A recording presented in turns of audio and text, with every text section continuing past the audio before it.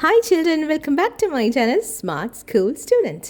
നമുക്ക് ഇന്ന് നടന്ന Kerala Padavali question paper 7th Christmas exam question answers നമുക്ക് നോക്കാം.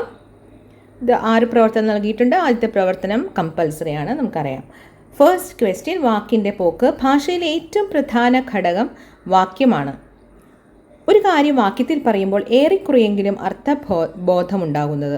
വാക്കുകൾ കൂട്ടിച്ചേർത്താണല്ലോ വാക്യമുണ്ടാകുന്നത്. നല്ല ശ്രദ്ധയോടെ വാക്കുകൾ തിരഞ്ഞെടുത്ത് ഉപയോഗിക്കുന്നവരാണ് ഭാഷാ പ്രയോഗത്തിൽ വിജയിക്കുന്നത്. വേണ്ട വാക്ക് വേണ്ടിടത്ത് ഉപയോഗിക്കാൻ കഴിയണം. പ്രിയവതന്മാരെ ശ്രദ്ധിച്ചു നോക്കൂ. അവർ വശ്യമായ വാക്കുകൾ വാക്യത്തിൽ വിന്യസിക്കുന്നത് കാണാം. അവൻ്റെ തൊണ്ട ശവക്കുഴിയാകുന്നു എന്ന് ബൈബിളിൽ പ്രയോഗമുണ്ട്. ഏറ്റവും നീചമായ നിലയിൽ ഭാഷ ഉപയോഗിക്കുന്നവരെയാണ് ഈ പ്രയോഗം ലക്ഷ്യമാക്കുന്നത്.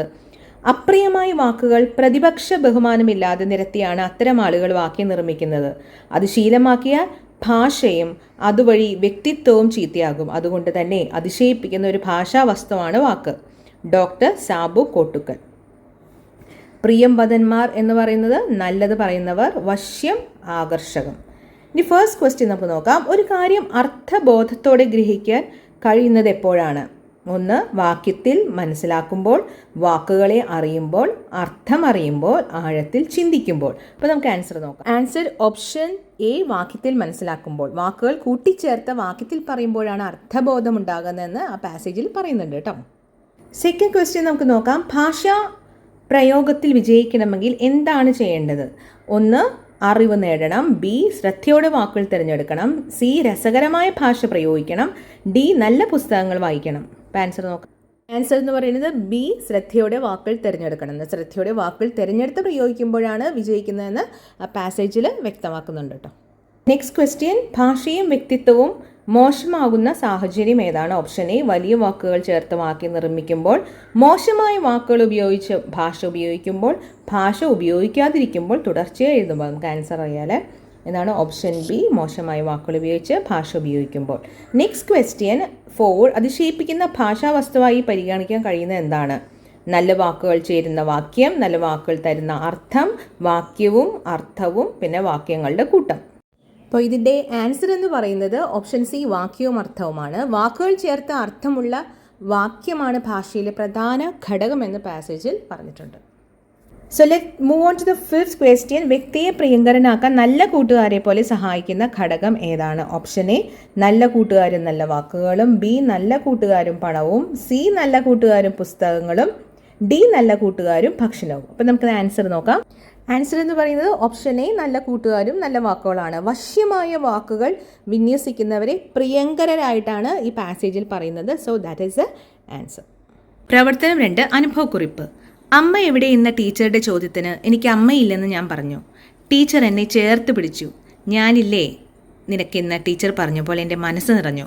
വാക്കുകൾ ഇതുപോലെ നിങ്ങളെ സന്തോഷിപ്പിക്കുകയോ സങ്കടപ്പെടുത്തുകയോ ചെയ്തിട്ടില്ലേ? ഒരു അനുഭവം കുറിപ്പായിട്ട് എഴുതുക. ഒരു സാമ്പിൾ ആൻസറാണ്, നമുക്ക് നോക്കാം കേട്ടോ. ഒരു തവണ എൻ്റെ ജന്മദിനം സ്കൂളിൽ ആഘോഷിക്കാൻ ഞാൻ ഉത്സാഹത്തോടെ പോയി. അപ്പോൾ ഇത് മലയാളം എക്സാം ആയതുകൊണ്ട് തന്നെ നിങ്ങൾ മാക്സിമം മലയാളം വേർഡ്സ് ഇതിൽ ഉപയോഗിക്കണം കേട്ടോ. അമ്മ ഉണ്ടാക്കി തന്ന കേക്ക് ബാഗിൽ സൂക്ഷിച്ചുകൊണ്ട് നടന്നു.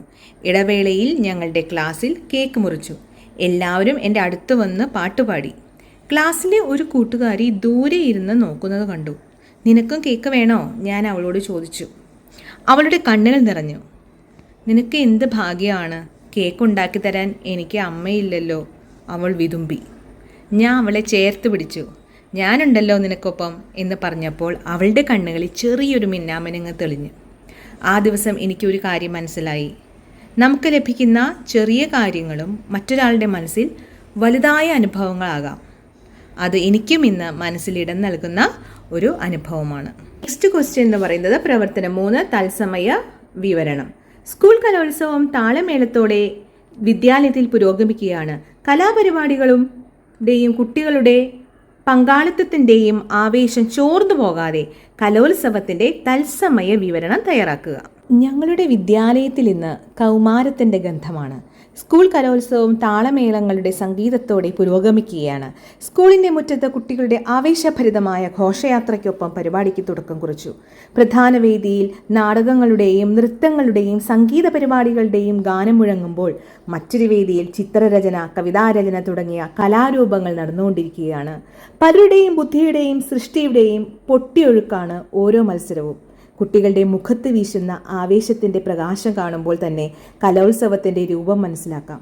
പാട്ടുകൾ, നൃത്തങ്ങൾ, കഥകളുടെ താളം, മേളങ്ങൾ തുടങ്ങിയവ ഒരുമിച്ച് ഇതൊരു ഉത്സവമാക്കി മാറ്റുന്നു. കുട്ടികൾ പരസ്പരം സഹകരിച്ച് മത്സരിച്ച് ഓരോ കളി ആസ്വദിക്കുന്നു. അധ്യാപകരുടെ പ്രോത്സാഹനവും രക്ഷിതാക്കളുടെ സാന്നിധ്യവും ഈ കലോത്സവത്തെ കൂടുതൽ മധുരതരമാക്കുന്നു. കലാലയം എന്ന പേര് അന്വർത്ഥമാക്കിക്കൊണ്ട് ഈ ഉത്സവം എല്ലാവരുടെയും മനസ്സിൻ്റെ നടുവിലേക്ക് പകർന്നിരിക്കുകയാണ്. വിജയമോ തോൽവിയോ എന്നുള്ളതിൽ കവിഞ്ഞ് ഓരോ കുട്ടിയും പ്രകടിപ്പിക്കുന്ന കരുത്താണ് ആഘോഷത്തിൻ്റെ പ്രധാന ഭാഗം. ഇതാ കഴിഞ്ഞ മത്സരത്തിൻ്റെ വിജയിയെ പ്രഖ്യാപിക്കാൻ പോകുന്നു എന്ന അണിയറയിൽ നിന്ന് മൈക്ക് പ്രഖ്യാപനം കേട്ടപ്പോൾ ആ ഹാളിൻ്റെ മുഴുവൻ ആവേശം വർദ്ധിച്ചു. ഈ കലോത്സവം കുട്ടികളുടെ കഴിവുകൾ തെളിയിച്ച് ഓരോ കുട്ടിയെയും ഏത് പ്രതിസന്ധികളെയും അതിജീവിക്കാൻ പ്രാപ്തരാക്കും. ഇത് വിദ്യാലയത്തിൻ്റെയും വിദ്യാർത്ഥികളുടെയും ഓർമ്മകളിൽ എന്നും നിലനിൽക്കും. പ്രവർത്തനം 4A വിശകലനക്കുറിപ്പ്. പ്രകൃതി ഒരു ചിത്രശാലയാണ്. നാനാവർണ്ണങ്ങൾ ചാലിച്ചു ചേർത്ത് സർവ്വജീവജാലങ്ങളും ഇവിടെ ചിത്ര വിരുന്നൊരുക്കുകയാണ്. ചിത്രശലഭങ്ങൾ എന്ന കവിത വിശകലനം ചെയ്ത് കുറിപ്പ് തയ്യാറാക്കുക. കുട്ടിക്കാലത്തിൻ്റെ മനോഹാരിതയെക്കുറിച്ച് പറയുന്ന ഒരു കവിതയാണ് ചിത്രശലഭങ്ങൾ. ചിത്രകലയും സംഗീതവും കവിതയുമെല്ലാം ഉണ്ടായത് പ്രകൃതിയിൽ നിന്നാണ്. ചരിത്രാതീത കാലത്ത് ചിത്രശലഭങ്ങളായിരിക്കണം ചിത്രകലയെ മനുഷ്യന് പരിചയപ്പെടുത്തിയത് എന്നാണ് കവി പറയുന്നത്. അതുകണ്ടാവാം മനുഷ്യൻ ഗുഹാചിത്രങ്ങൾ വരച്ചത്. സൗന്ദര്യത്തെയും വൈരൂപ്യത്തെയും കവിതയിൽ പരാമർശിക്കുന്നുണ്ട്. നമുക്കറിയാം ചിത്രശലഭങ്ങളുടെ ചിറകുകൾക്കാണ് ഭംഗി, ശരീരത്തിനല്ല. ശരീരം ഭംഗിയുള്ളതായി തോന്നുകയില്ല. ചിത്രശലഭത്തെ എടുത്താൽ സൗന്ദര്യവും വൈരൂപ്യവും കൂട്ടിക്കെട്ടി വൈരൂപ്യത്തെ സൗന്ദര്യമാക്കി മാറ്റുകയാണ് അവ. പ്രകൃതി തന്നെ ഒരു ചിത്രശാലയാണെന്നും എല്ലാ ജീവജാലങ്ങളും അതിലെ വർണ്ണങ്ങൾ ചാലിച്ചു ചേർത്ത് രൂപപ്പെടുത്തുകയാണെന്നും അവയെല്ലാം ചേർത്തൊരുക്കുന്ന ഒരു ചിത്രവിരുന്ന് തന്നെയാണ് ഈ പ്രകൃതി എന്നുമാണ് കവി പറയുന്നത്. മനുഷ്യൻ അവൻ്റെ ബാല്യകാലത്ത് ചിത്രശലഭങ്ങളെപ്പോലെ പാറി നടക്കുന്നു. ഭാവനയുടെ ചിറകിലേറിയും നിഷ്കളങ്കതയോടെയും ആഹ്ലാദിച്ചു നടക്കുന്ന കാലമാണത്. വലുതാകുമ്പോൾ ചിറകുകൾ കൊഴിഞ്ഞ് പൂമ്പാറ്റപ്പുഴുവിൻ്റെ അവസ്ഥയിലാകുന്നു മനുഷ്യർ. കവിതയിൽ തെളിയുന്ന ജീവിത കാഴ്ചപ്പാട് തിരിച്ചറിഞ്ഞ് കുട്ടികളിൽ സ്നേഹം, ഒരുമ, ഐക്യം എന്നിവ ഉണ്ടാക്കുവാൻ ഈ കവിത പ്രചോദനമാകുന്നു. ബി.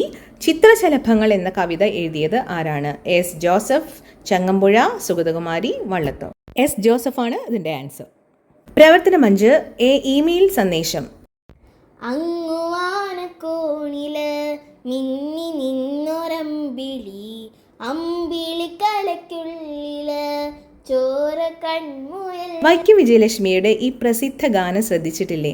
കാഴ്ച പരിമിതിയെ സംഗീതം കൊണ്ട് അതിജീവിക്കുന്ന കലാകാരിയെ അഭിനന്ദിച്ച് ഇമെയിൽ അയക്കാൻ സന്ദേശം തയ്യാറാക്കുക.